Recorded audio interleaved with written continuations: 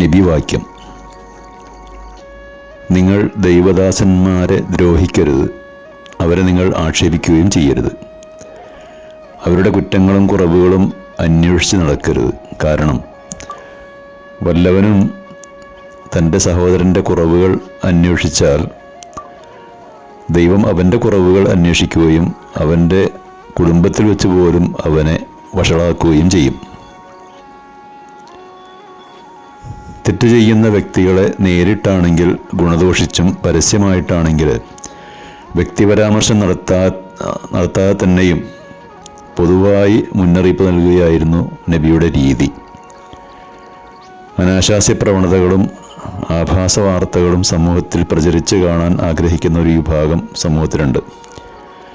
അവർ തങ്ങളുടെ ദുശ്ചെയ്തികൾക്ക് ന്യായീകരണം നടത്താനായിട്ട് ഇത്തരം വാർത്തകൾ പ്രചരിപ്പിക്കുന്നതിൽ മുന്നിട്ടിറങ്ങും. മതപരമായും രാഷ്ട്രീയമായും സാംസ്കാരികമായുമൊക്കെ ചേരിതിരിഞ്ഞ് മത്സരിക്കുന്നവർ മറുചേരിക്കെതിരെ മേൽക്കൈ നേടാനായി അപവാദങ്ങൾ പ്രചരിപ്പിച്ച് അവർ കള്ളന്മാരും അധർമ്മികളുമാണെന്ന് ജനങ്ങളെ വിശ്വസിപ്പിക്കാൻ ശ്രമിക്കും. മനുഷ്യരിൽ നിന്നും സ്വാഭാവികമായും സംഭവിച്ചേക്കാവുന്ന തെറ്റുകുറ്റങ്ങൾ പരസ്യമായി പ്രചരിപ്പിക്കുന്നതിന് പകരം അങ്ങനെയുള്ള വ്യക്തികളെ ഉപദേശിക്കുകയും ഗുണദോഷിക്കുകയും ചെയ്യുകയാണ് വേണ്ടത്.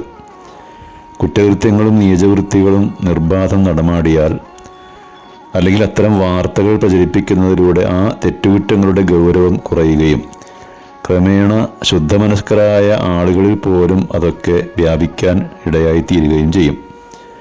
ക്രമേണ അതൊക്കെ നിയമാനുസൃതമായി മാറും. മദ്യപാനം, വ്യഭിചാരം, സ്വവർഗരതി എന്നിവ പല രാജ്യങ്ങളിലും നിയമാനുസൃതമായി മാറാനുള്ള ഒരു കാരണവും ഇതൊക്കെ തന്നെയാണ്.